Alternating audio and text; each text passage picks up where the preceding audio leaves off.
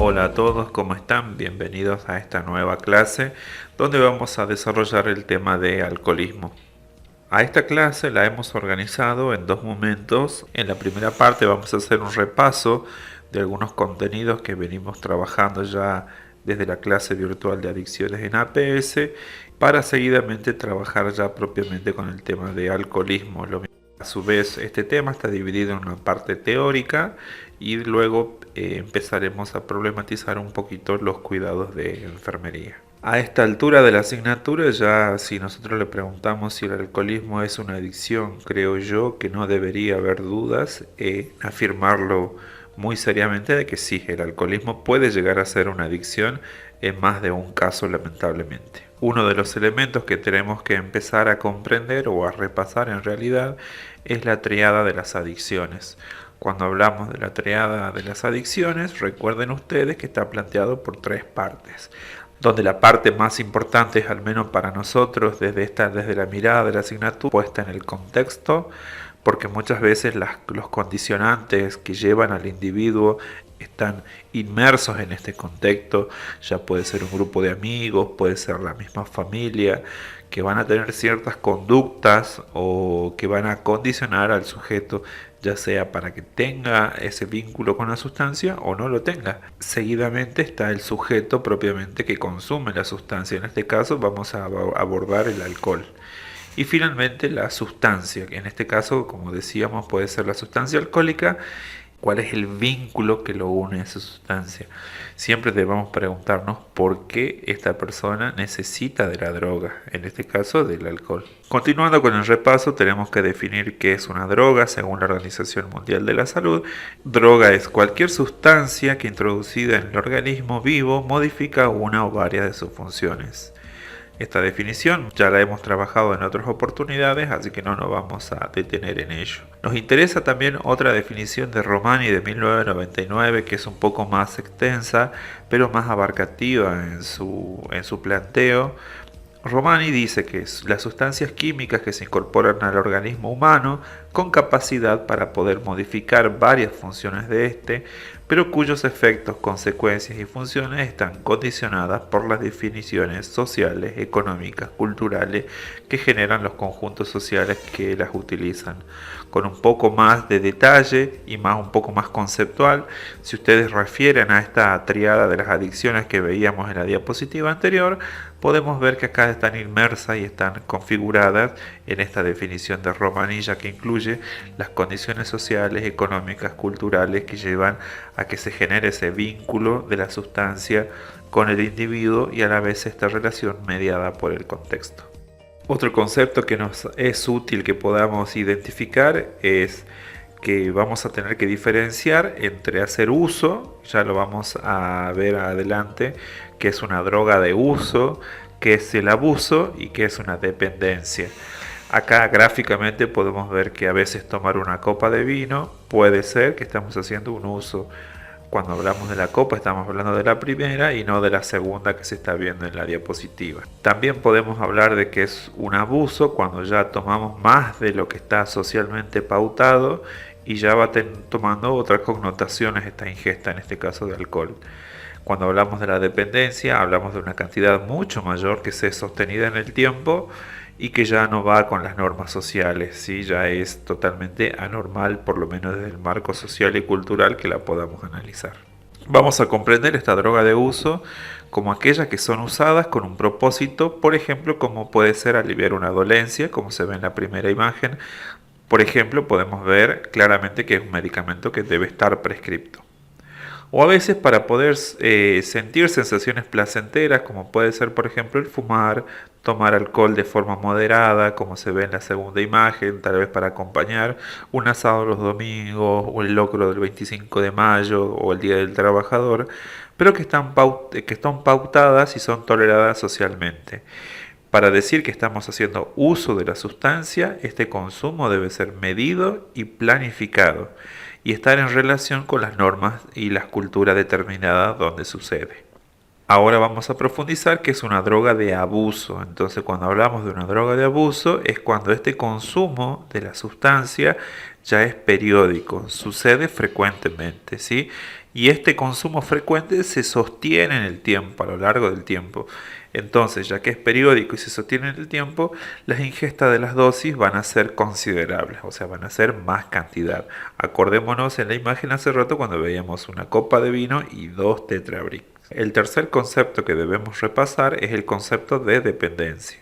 Vamos a decir que estamos en una dependencia cuando la persona siente que no puede vivir sin esa sustancia, no puede prescindir de ella. Más allá de que podemos pensar la adicción a una sustancia, podemos pensar adicciones o dependencias a ciertas actividades. Tal vez jugar a los juegos con los niños también puede ser pensada como una dependencia a esa actividad, y sobre todo si esto se sostiene en el tiempo, podemos ya hablar de que hay una dependencia significativa. Cuando hablamos de esto ya estamos hablando, lo vamos a tomar nosotros como sinónimo de adicción. Pensemos entonces qué es la adicción para más adelante pensar qué es el adicto. Una adicción es una enfermedad que se caracteriza por un comportamiento compulsivo, aunque voluntario inicialmente, o sea, yo necesito o quiero probar tal vez por curiosidad cómo es una sustancia, pero al cabo del tiempo, si esa sustancia fue de mi agrado, voy a querer volver a la ingesta. Siempre pensemos que antes de la compulsión va a estar la obsesión, pensada la obsesión como una idea recurrente que no puedo sacármela de la cabeza. Por ejemplo, el consumo del placer o la relajación que puedo sentir al comienzo de la ingesta de una sustancia, como puede ser el alcohol, la desinhibición. Yo puedo empezar a consumir porque necesito el deseo. La obsesión la vamos a tomar como sinónimo de un deseo, solamente que la obsesión es patológica porque es un deseo exagerado, exacerbado. Cuando yo tengo ese deseo y no lo puedo controlar, debo realizar el acto motor seguido, que es consumir la sustancia. Eso es lo compulsivo. La obsesión y la compulsión generalmente van de la mano, pero son dos cosas distintas que deben diferenciar. Luego está el abuso de las drogas, ¿sí? Entonces, esta compulsión lo va a llevar a que haya un abuso de las drogas, a pesar de que se sabe o el sujeto sabe que esto es negativo para su salud. Continúa con la ingesta de la sustancia. Progresivamente, tanto esta conducta compulsiva relacionada al abuso de las drogas va a llevar a que esta persona vaya perdiendo su autonomía progresivamente. Las adicciones se dan en las personas que sienten que no pueden prescindir de una sustancia o de una actividad que se consume o se realiza de forma continuada en el tiempo. Vamos a hablar ahora de los tipos de dependencia. Nosotros vamos a diferenciar dos grandes tipos de dependencia. Acuérdense, ya puede ser una sustancia o puede ser alguna actividad. El primer tipo de dependencia es la dependencia psíquica, que la podemos pensar como ese fuerte deseo que va a llevar progresivamente a la compulsión, como decía hace rato. Por ejemplo, estar haciendo una actividad, por ejemplo, como se ve en la imagen, mirando una película en el cine, y estamos pensando que necesito la sustancia. No me puedo concentrar en lo que estoy viendo, en lo que estoy haciendo, en lo que estoy estudiando, porque estoy pensando en que necesito esa sustancia. Entonces estamos hablando de que ahí está empezando a haber una obsesión. Otro tipo de dependencia es la dependencia física, que es cuando esta actitud obsesiva y compulsiva se desarrolla sostenida en el tiempo. El organismo se va a acostumbrar a la presencia de esa droga, a tal punto que la va a necesitar para un pseudo normal funcionamiento de la persona.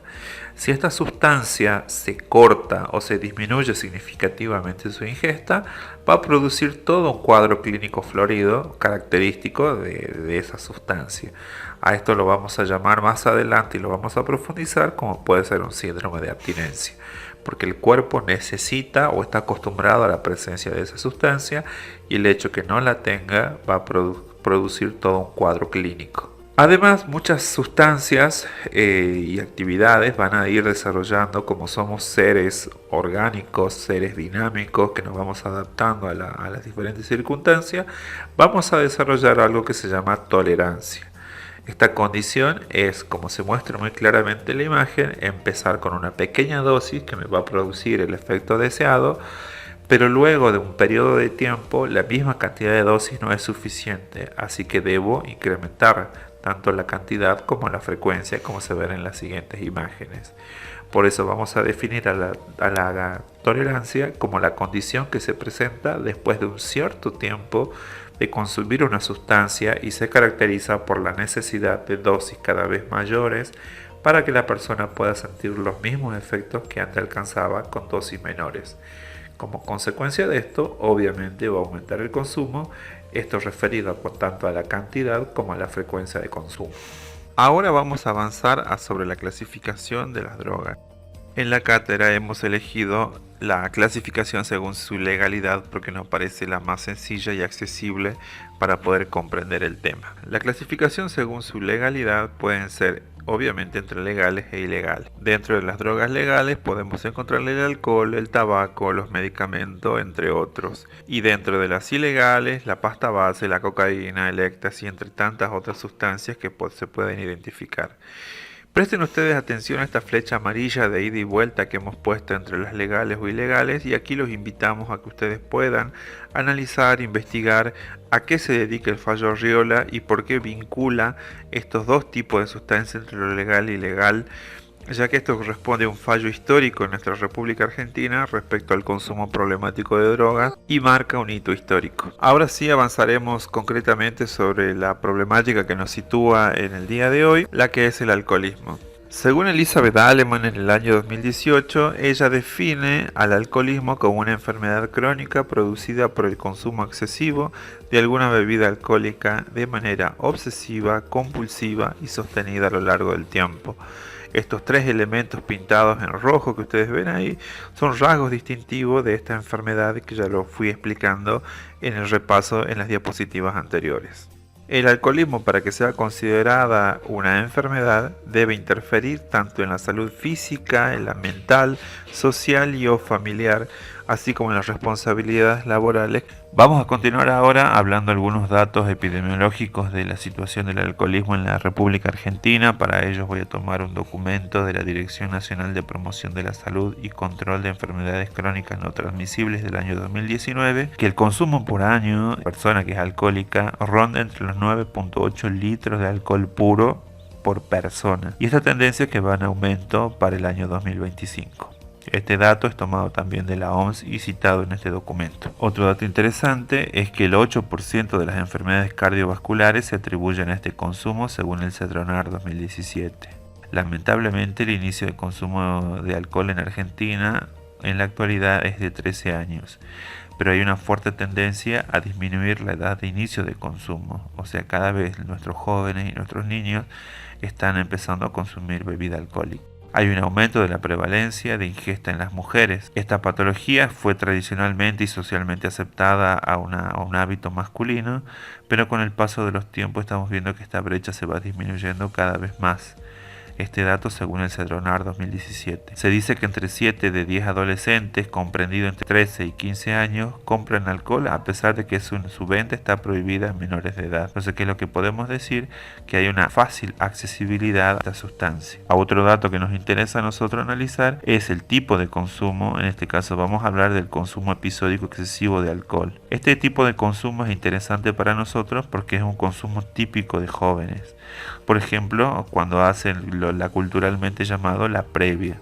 El consumo en esta situación se da por una ingesta de grandes cantidades de alcohol en un periodo corto de tiempo, antes de entrar al boliche, tal vez mediado por los costos de la bebida alcohólica adentro y afuera del boliche. Este tipo de consumo lamentablemente se va duplicando en este breve periodo de tiempo que es en 2007 y 2012. Otro tipo de consumo que nos interesa es el consumo regular de riesgo. En esto estamos hablando de dos tragos para el varón y un trago para la mujer a diario. Este tipo de consumo CAR ¿sí? es mayor en varones y sobre todo en las edades comprendidas entre los 18 y 34 años. Si ustedes quieren profundizar a qué me refiero cuando hablo de trago de alcohol, pueden buscar algún documento de la Organización Mundial de la Salud donde se pueden definir y se pueden comparar a qué cantidad de alcohol equivale dependiendo de la sustancia. No es lo mismo tomar una cerveza que tomar un vino o tomar otro tipo de bebida con más contenido de alcohol.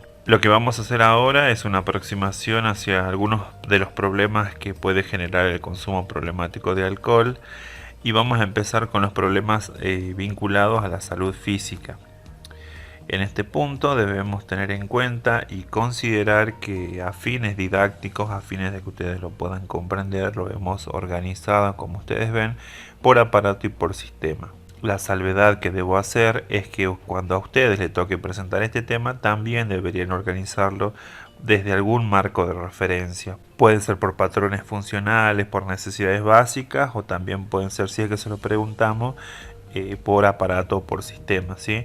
Lo importante acá es que ustedes sean coherentes de acuerdo al orden de aparición de los problemas, dependiendo del sistema en el que ustedes van a trabajar. Por ejemplo, si el sistema que vamos a abordar va a ser el sistema digestivo, ya que es el primer sistema por donde se incorpora la sustancia, en este caso el alcohol, lo primero que va a suceder, pueden haber deterioro de las piezas dentales, como puede haber algún tipo de caries. Luego en el esófago va a haber una esofagitis, en el estómago puede haber alguna úlcera, cuando pasa al duodeno también puede haber una úlcera gastroduodenal, y en algunos estados terminales puede haber algunos tumores de los diferentes órganos, o también pueden haber complicaciones de las glándulas anexas, como puede ser una cirrosis en el hígado, entre otras. A nivel del sistema neurológico, lo primero que va a suceder va a ser una alteración, porque va a haber una desinhibición del sistema. Muchas veces la ingesta de alcohol comienza para obtener este estado de desinhibición. Pero lo que pasa secundariamente al estado de desinhibición, si se disminuye la ingesta, es que va a entrar el alcohol. Naturalmente es un depresor del sistema nervioso central, así que le va a seguir una fase de depresión. Entre otros problemas más graves puede haber convulsiones, demencias y amnesias. Dentro del sistema cardiovascular, lo primero que va a haber también va a ser una telangiectasia. ¿Qué es la telangiectasia? Es el color rojizo porque hay una vasodilatación de los capilares. Entonces por eso es muy común ver esa cara con los cachetes rojos en las personas. Bueno, ese signo es la telangiectasia. También puede haber arritmias, miocardiopatías en cuadros graves, tromboflebitis o incluso puede llegar al paro cardíaco. En el sistema endocrino, en las mujeres puede haber amenorrea, efectos adrenérgicos similares a la hipertensión. En el sistema respiratorio puede haber infecciones respiratorias, embolia pulmonar y cáncer en el peor de los casos. En el sistema renal puede haber una insuficiencia renal. Para esto ustedes van a tener una imagen en la bibliografía que le hemos dejado donde pueden ilustrar un poco más claro esto. Vuelvo a hacer la salvedad, tengan en cuenta el orden y coherencia como van apareciendo a la hora de poder estudiar estos problemas de salud físico. Otros problemas asociados a este consumo problemático de alcohol pueden ser las alteraciones de las relaciones familiares, son muy comunes los problemas domésticos, muchas veces porque el que consume alcohol puede perderse algunos días, algunas semanas de la casa, generando toda una cadena de situaciones que son desfavorables para las relaciones familiares. En el trabajo puede haber ausentismo, desempleo, accidentes laborales. También pueden haber diferentes tipos de problemas económicos a raíz de que hubo una dificultad en el trabajo, como puede ser el desempleo, y las relaciones ya son conflictivas en la propia familia. Eso va a conducir a problemas económicos y eso a su vez también puede agravar los problemas familiares y domésticos de estas familias. También en algunos casos pueden haber situaciones de criminalidad para volver a la ingesta, sobre todo si hay patología dual, que es lo que quiere decir, o hay un policonsumo, si está asociado esto a otros problemas clínicos como puede ser una depresión, puede profundizar el riesgo suicida. También es muy común en estas personas los accidentes automovilísticos. Acá pueden citar como ejemplo también el decreto reglamentario número 42.115. Este decreto reglamenta la ley de tolerancia cero para conductores que rigen la provincia de Salta, por citar algunos de los grandes problemas que puede traer este consumo de alcohol. Aparte de estos problemas que hemos visto que pueden ser de índole social, familiar, laboral, físico, ¿sí? También tenemos otros grupos, otros trastornos y cuadros psiquiátricos que necesitamos que ustedes puedan comprender. A esto lo hemos agrupado primero por trastornos. Dentro de los trastornos, que serían la gran clasificación, podemos decir que tenemos el abuso de alcohol, que que es el consumo de alcohol en cuadros agudos. Y tenemos dependencia del alcohol cuando ya el alcohólico es un tipo crónico. Dentro de los cuadros psiquiátricos vamos a clasificar que para el abuso de alcohol tenemos una intoxicación alcohólica, que es la más común, la más frecuente, o que también es llamada embriaguez. No porque sea la más frecuente, es la menos grave. Esto vinculado a que a veces por un consumo problemático, un solo consumo, por ejemplo una persona que no es habituada a consumir alcohol, por la presión de grupo que a veces pasa en las fiestas, sobre todo de jóvenes, en esta época de los 15 años, o al finalizar la secundaria, los viajes de egresado, o la salida de los fines de semana, es muy común que muchos jóvenes sean impulsados por sus compañeros a la ingesta de alcohol. A pesar de ser un solo episodio, puede poner vulnerable a esta persona a muchas otras situaciones que pueden perjudicarle secundariamente a un daño en la salud. Por ejemplo, desde una relación sexual, peleas entre grupos donde obviamente tiene más probabilidades de perder. Esta desinhibición puede hacer que se anime a conducir vehículos cuando tal vez no tenga la destreza ni esté en las condiciones, y lo va a llevar a un accidente automovilístico u otras situaciones. Por eso decimos que a pesar de ser la más frecuente, no necesariamente es la menos peligrosa. También puede haber, cuando ya este consumo de alcohol se está haciendo episódico, puede haber un síndrome de abstinencia, que se da a partir de la disminución brusca o súbita del consumo de alcohol, donde el sujeto puede manifestar temblores, alteraciones a nivel cardiovascular, como puede ser una arritmia. Sobre todo, lo más molesto para la persona pueden ser las náuseas, los vómitos, entre otros. Como hablábamos hace rato, ya estamos hablando de una dependencia física a la sustancia. Dentro de la dependencia del alcohol, que son los cuadros crónicos, pueden haber crisis aguda o episodios agudos. Que lo que queremos decir que a pesar de que el sujeto es un alcohólico crónico, puede tener crisis donde se exacerben sus síntomas. ¿Qué cuadros pueden pasar en esta situación? Principalmente el delirium tremens y la alucinosis alcohólica. Y otros dos cuadros psiquiátricos que van a aparecer, si bien son muy raros, puede ser el síndrome amnésico y la demencia alcohólica. Ahora vamos a hablar de estos cuadros que hemos planteado brevemente.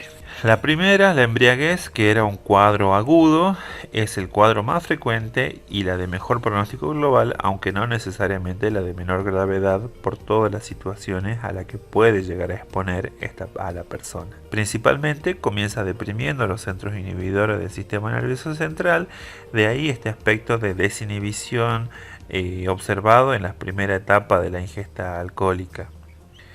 Además, es muy evidente poder observar algunas alteraciones en el comportamiento que tienen que ver justamente con la desinhibición. A veces se pueden poner violentos, por eso hay agresividad. Primero puede estar alegre, después está violento y después está triste y llorando por un ser querido que ha perdido, un novio perdido, una novia perdida. Entonces es muy común esta labilidad en el humor. Recuerden ustedes sus experiencias personales, tal vez hayan visto o hayan sido víctimas de esta situación.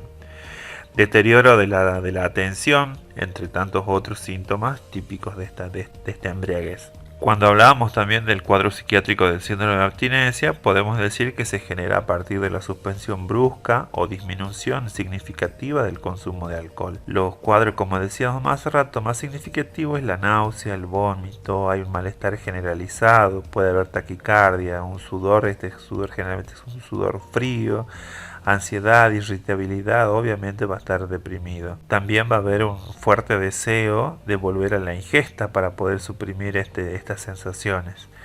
La intensidad de este síndrome de abstinencia puede variar de moderada a grave, en algunos casos poner en riesgo la vida de la persona porque hay una deshidratación significativa y a veces los problemas cardiovasculares, más si hay una enfermedad preexistente, puede empeorar el cuadro. Dentro de los cuadros crónicos que habíamos hablado tenemos los trastornos del delirium tremens, que era una crisis aguda. Este es un trastorno agudo que se presenta en sujetos alcohólicos crónicos, estamos hablando de 10 años aproximadamente de consumo, y constituye una urgencia psiquiátrica.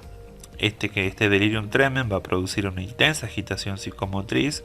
Recordemos todo lo que va connotado alrededor de esta agitación: alucinaciones de pequeños animales, Pues estos animales pueden ser a la vez terroríficos y entonces van a generar ansiedad justamente a través de eso. Incluso puede haber una gran trama delirante desorganizada.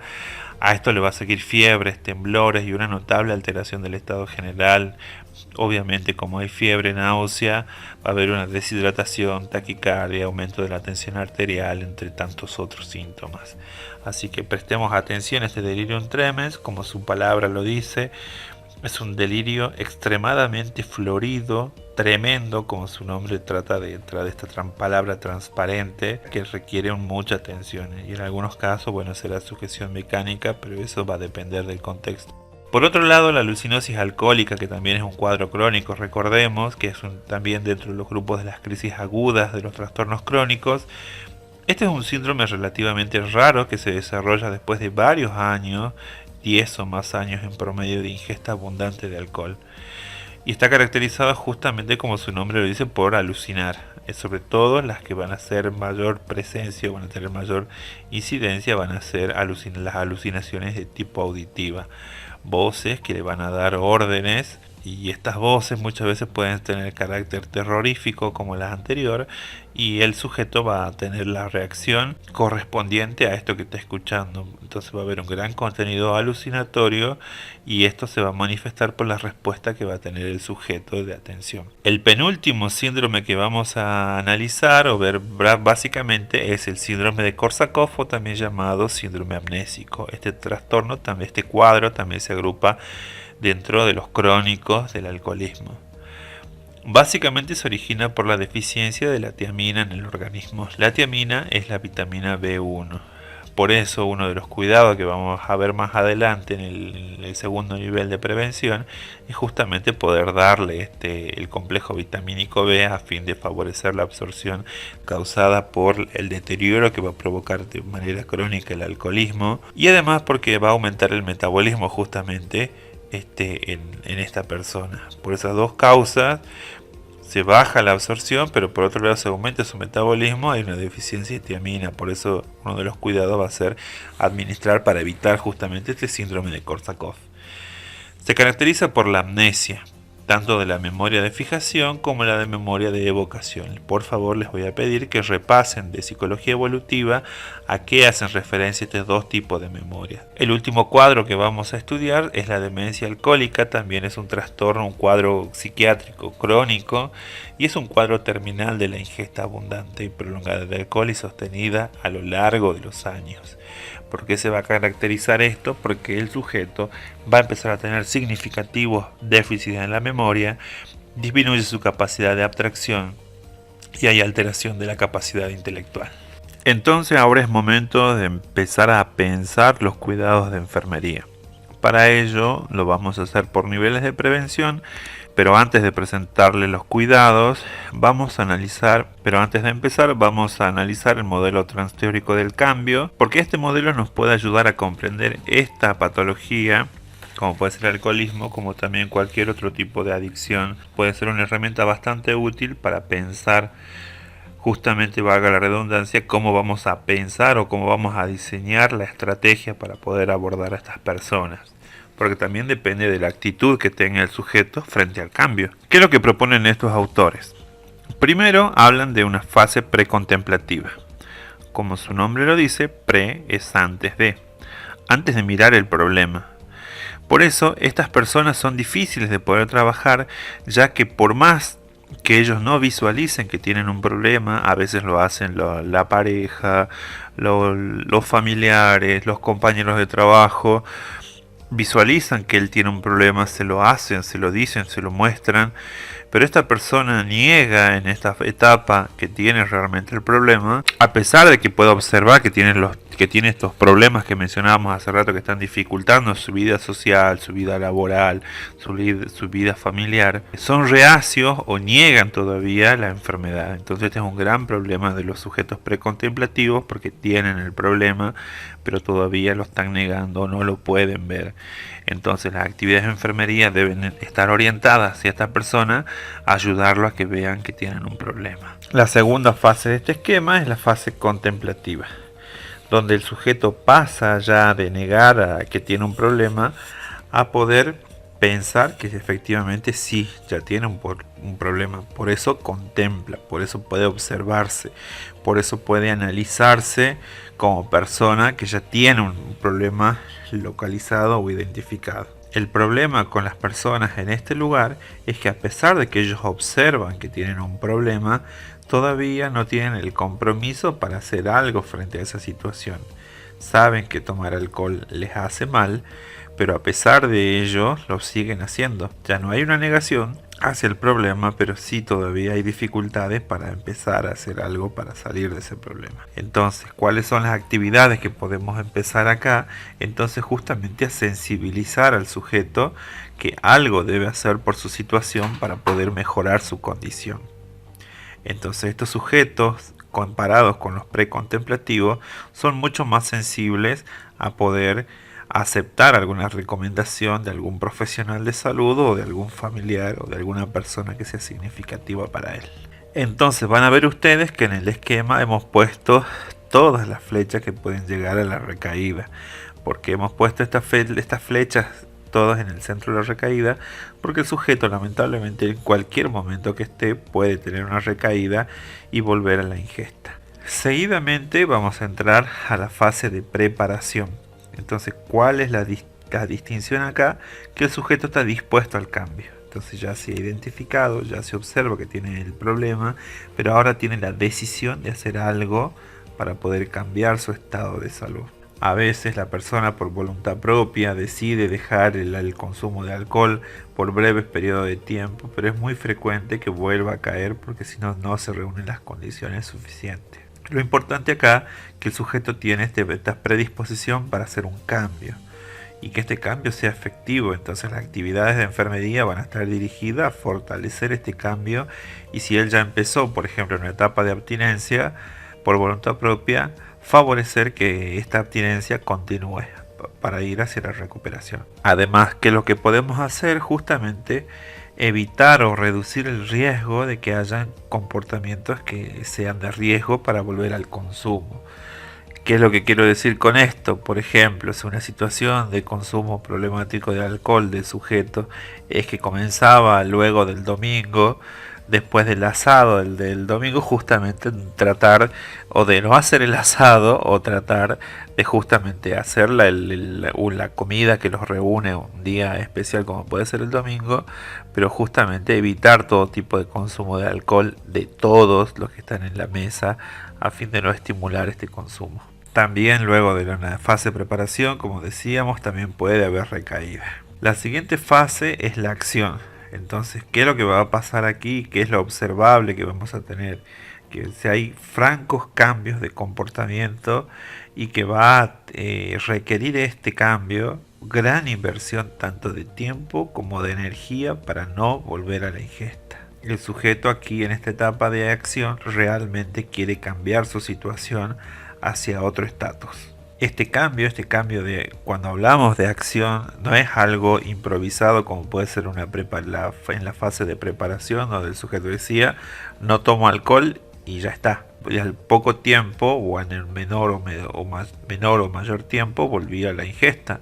En este caso ya hay acciones observables, hay un plan, hay una estrategia para mantenerse sin que tener esta recaída.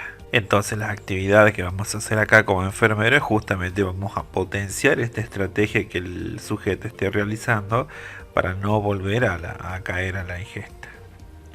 Cuando estos esfuerzos se mantienen en el tiempo, vamos a decir que estamos en una etapa de mantenimiento. Y básicamente vamos a tratar de prevenir obviamente la recaída y vamos a consolidar los logros que haya tenido la persona.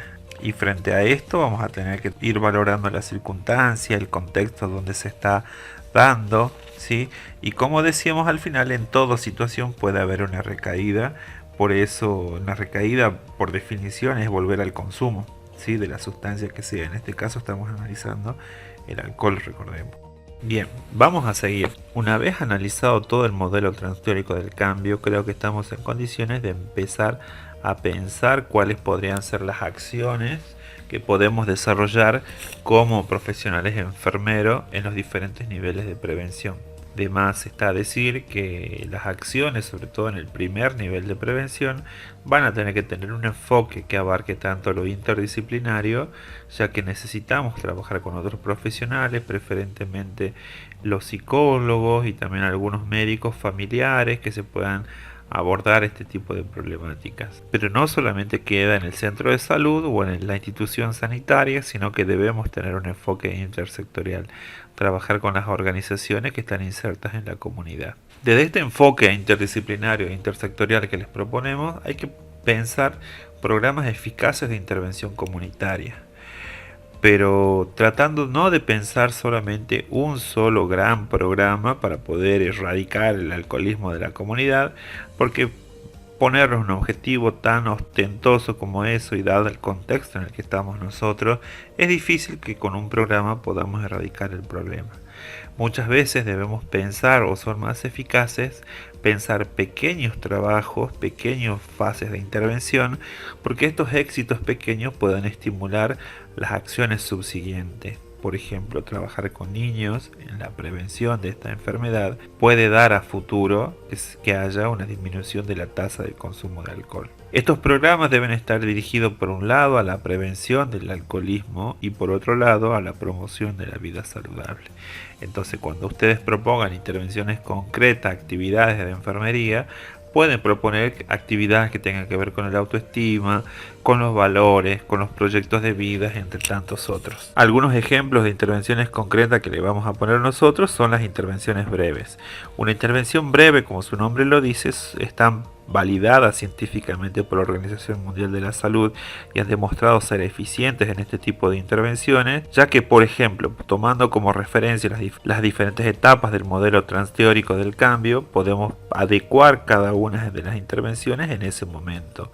¿Qué es lo que quiero decir con esto? Que si a ustedes les toca hacer una visita domiciliaria y encuentran una familia que tiene alguna persona con este tipo de consumo, no vamos a esperar volver a otra visita, sino que tal vez algo podamos hacer dependiendo del contexto e identificando en qué etapa del consumo está el sujeto. Otro gran problema que se tiene frente a este problema es que, como veíamos en estadística inicial, el consumo de alcohol está naturalizado. El gran problema de este problema es que nadie lo ve como problema. Parece un trabalengua, pero es así. Entonces las acciones pueden ser tratar de desnaturalizar el consumo. Si bien es algo que está socialmente aceptado, no necesariamente porque esté socialmente aceptado es algo que sea bueno para nuestra comunidad. En este caso, todo lo contrario. El consumo problemático de alcohol es el origen o la causa de varios otros problemas que tenemos como sociedad. Obviamente en todas estas situaciones, si se pueden identificar casos, está de más decir que podemos hacer educación sanitaria en diferentes situaciones y contextos, como hablábamos en los ejemplos.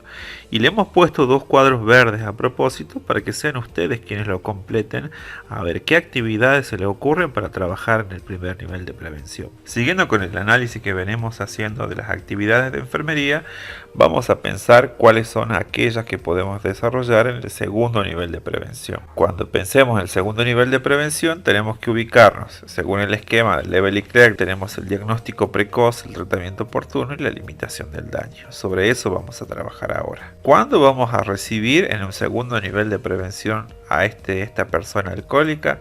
Es muy probable que lo podamos recibir por el consultorio externo o por la guardia del servicio de salud. Y muchas veces no va a llegar necesariamente por el consumo de alcohol, va a llegar por un cuadro secundario.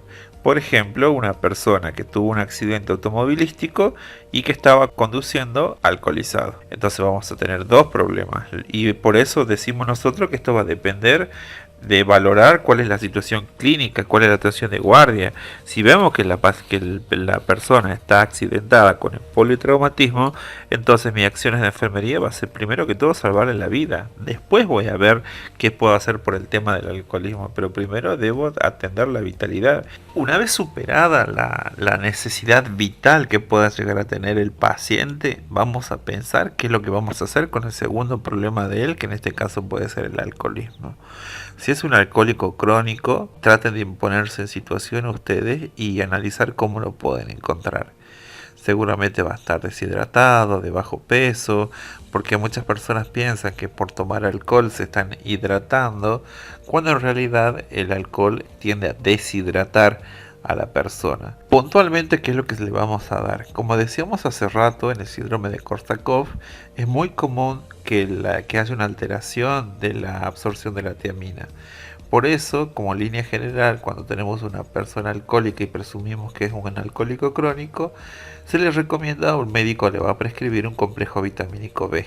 ¿Para qué? Para favorecer y justamente evitar el síndrome de Korsakoff, ya que vamos a empezar un periodo de abstinencia de la sustancia. Además, obviamente, como el alcohol tiene una acción de deshidratación, vamos a tener que empezar a abrir una vía para poder hidratar a la persona. Generalmente se va a prescribir un plan de hidratación alternado entre solución fisiológica y dextrosa al 5%. ¿Por qué le vamos a dar fisiológico? Porque necesitamos reponer electrolito. ¿Y por qué le vamos a dar dextrosa? Acuérdense que estos pacientes alcohólicos crónicos muchas veces pueden llevar grandes periodos de ayuna por el consumo y necesitamos ir abasteciendo de energía a ese organismo. Como decíamos, y muy de la mano del complejo vitamínico B, hay un deterioro de toda la mucosa gástrica. Recordemos los problemas fisiológicos que tiene la persona y por eso le vamos a dar también complejo vitamínico B, solución alternada y un protector gástrico, como puede ser por ejemplo una ranitidina o lo que el médico prescriba. Siguiendo esta línea de trabajo, el sujeto ingresó por la guardia, recuperado el cuadro clínico vital, ya no es un paciente con criterio para que esté en este servicio, por ende va a ser derivado. ¿Qué es lo que puede pasar? Que el sujeto, si no es un alcohólico crónico, o sea, tuvo un consumo episódico de alcohol desintoxicado, entonces el sujeto, si está en buenas condiciones, se debería ser derivado al centro de salud más cercano para su atención y seguimiento. O a veces directamente se le da el alta. Si es un paciente crónico, entonces ¿qué es lo que puede pasar? Que se lo derive a un servicio de desintoxicación. En la ciudad de Salta Capital tenemos dos servicios de desintoxicación. Uno que funciona en el Hospital del Milagro y otro donde trabaja la profesora Mayra Cancino, que está en el Hospital Ragone. Entonces, en este servicio de desintoxicación lo que se trata de hacer, como su nombre lo dice, es desintoxicarlo y tratar de reeducarlo. ¿Reeducarlo en qué sentido? Y que muchas de estas personas han perdido hábitos de la vida diaria, como puede ser higienizarse, bañarse. Entonces el tratamiento en esta etapa va a estar dirigido justamente a cumplir pautas de la vida diaria. Generalmente la internación en estos servicios es de corta duración, generalmente hasta 7 días o en algunos casos puede variar. Un requisito para que el paciente cumpla el criterio de estar en este servicio es que debe estar en abstinencia de alcohol. Esto va a ser necesario y es parte de un requisito para mantenerse en este tipo de servicio. Vamos a valorar si la inclusión de la familia aporta resultados favorables, porque a veces con la realidad que estamos viviendo hoy, muchas veces la familia puede justamente ser contraproducente dependiendo de la situación. Superado el segundo nivel de prevención, vamos a ir a un tercer nivel de prevención. En el tercer nivel de prevención, que es lo que vamos a trabajar cuando el paciente ya se va a su casa, se va de alta o es externado a un dispositivo de externación. Entonces, ¿cuál es la farmacología que se le puede prescribir? Dependiendo de la línea profesional del médico tratante, puede prescribir por un lado que el tratamiento siga con disulfiram. Entonces, como ustedes lo pueden ver aquí, se presenta en comprimidos por 500 miligramos. Estos son los que se tienen de venta en nuestro país. Y lo que vamos a cuidar acá, lo más problemático de este disulfiram, primero deben saber que no es un psicofármaco, es un fármaco que va a actuar a nivel del sistema digestivo y que va a producir todo un efecto cuando se junte, y si es que se junta con el consumo de alcohol. Entonces es importante acá que ustedes sepan que el tratamiento con disulfiram es un tratamiento aversivo. ¿Qué es lo que quiere decir? Que busca una asociación alcohol-medicamento de rechazo.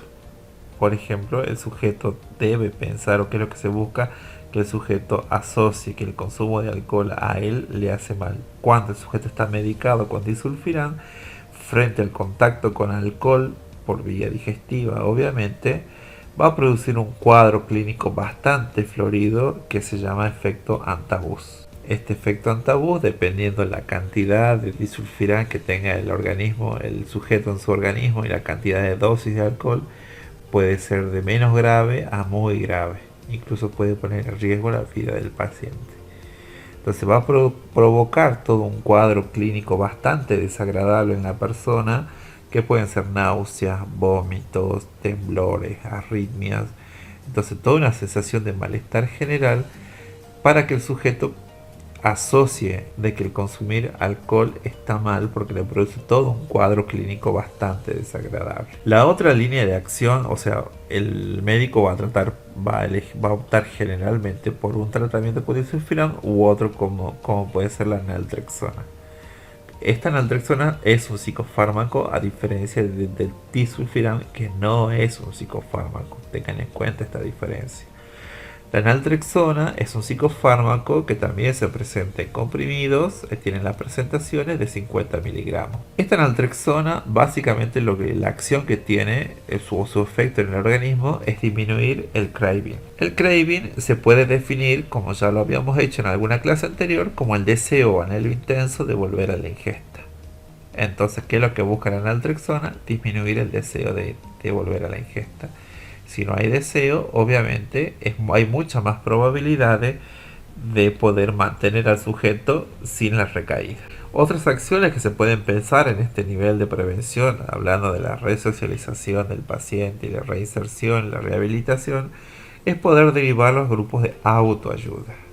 Vuelvan a diferenciar, en alguna clase anterior lo hicimos, entre autoayuda y mutuayuda. Acá van a haber grupos de autoayuda, como por ejemplo pueden ser Alcohólicos Anónimos, que muchas veces trabajan en las parroquias de las diferentes localidades o barrios, ser derivado de algún dispositivo de externación.